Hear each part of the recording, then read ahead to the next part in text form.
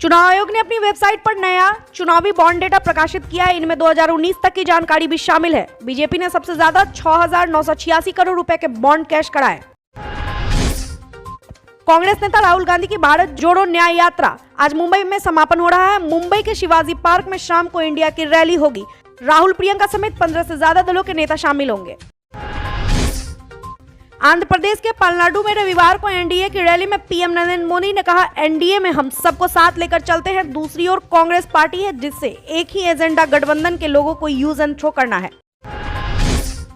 चुनाव आयोग ने अरुणाचल प्रदेश और सिक्किम में होने वाले विधानसभा चुनाव की मतगणना की तारीख बदल दी। इलेक्शन कमीशन ने पहले काउंटिंग की तारीख 4 जून घोषित की थी, इसे बदलकर अब 2 जून कर दिया गया है। राहुल गांधी ने कहा, नरेंद्र मोदी मुखौटा है। जैसे बॉलीवुड के एक्टर एक्ट्रेस हैं, उनसे कुछ करने को कहा जाता है, वैसे ही मोदी हैं। उनकी 56 इंच की छाती नहीं है, खोखला व्यक्ति है। मैं सिस्टम को अंदर से जानता हूं, इसलिए वो मुझसे डरते हैं। एमपी में 6 विधायकों को लेकर लोकसभा में लड़ा सकती है कांग्रेस। कल दिल्ली के सीईसी की बैठक में 18 सीटों पर उम्मीदवारों के नाम तय होंगे। पति के कहने पर शुरू की थी राजनीति। अब लोकसभा उम्मीदवार। पंचायत मंडी चुनाव में बीजेपी के 6 में से 4 महिला उम्मीदवारों ने चुनाव लड़ा। प्रधानमंत्री नरेंद्र मोदी आज 3 राज्य तेलंगाना, कर्नाटक और तमिलनाडु के दौरे पर रहेंगे और शिवमोगा में जनसभा करेंगे। कोयंबटूर में 4 किलोमीटर लंबा रोड शो भी होगा। बांका लोकसभा क्षेत्र के अंतर्गत 6 विधानसभा, इनमें बांका, बेलहर, कटोरिया, अमरपुर, धौरैया तथा सुल्तानगंज विधानसभा सीट शामिल है। 40 में से सिर्फ 1 सीट आदिवासी है। गेम चेंजर वाल्मीकि नगर में कांग्रेस उम्मीदवार 7 बार जीत चुके हैं, लेकिन 35 साल से जीत नहीं मिली। विपक्षी दलों को लोकसभा चुनाव के 7वें चरण से भी दिक्कत कह रहे हैं। इतने फेज में चुनाव करवाने की क्या जरूरत? अब तक तो 4-5 चरणों में चुनाव होते रहे हैं, जबकि पिछला लोकसभा चुनाव ही 6 चरणों में हुआ था। नागालैंड में लोकसभा चुनाव के बहिष्कार की धमकी। अलग राज्य बनाने की मांग को लेकर ईस्टर्न नागालैंड पीपल्स ऑर्गेनाइजेशन का 1 हफ्ते से बंद जारी है। रोजमर्रा के सामानों का कालाबाजारी शुरू। मोदी योगी वहां गए जहां भाजपा कमजोर। 7 फेज में चुनाव होंगे। पार्टियों की तैयारी देखेंगे तो जमीन पर शोर भाजपा का दिखेगा। खामोश विपक्ष जोश अखिलेश यादव का दिखा। जमीन पर देखेंगे मायावती नजर दूर से दिखेंगी और कांग्रेस में वोट की भूख दिखेगी।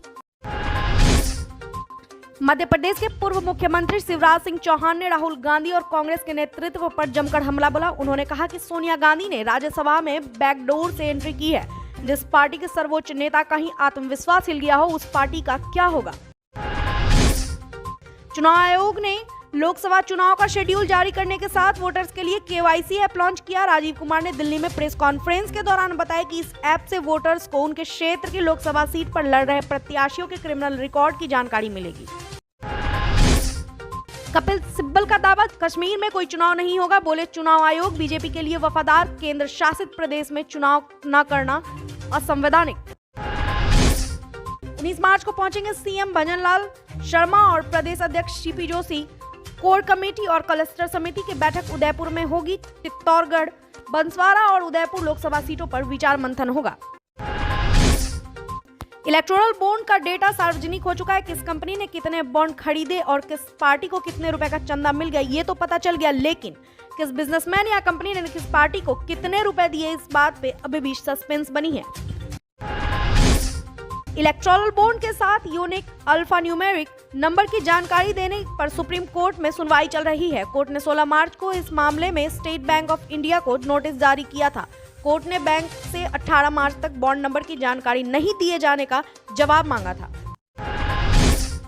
पहले भतीजा अब चाचा भंवड़ में बीजेपी को चिराग से ज्यादा फायदा दिख रहा है, इसलिए दरकिनार है पशुपति पारस। अलग हुए तो कितना नुकसान होगा। सत्येंद्र जैन की जमानत अर्जी सुप्रीम कोर्ट ने खारिज की। मनी लॉन्ड्रिंग मामले में 10 महीने के लिए मेडिकल जमानत पर तत्काल रिहाई का आदेश।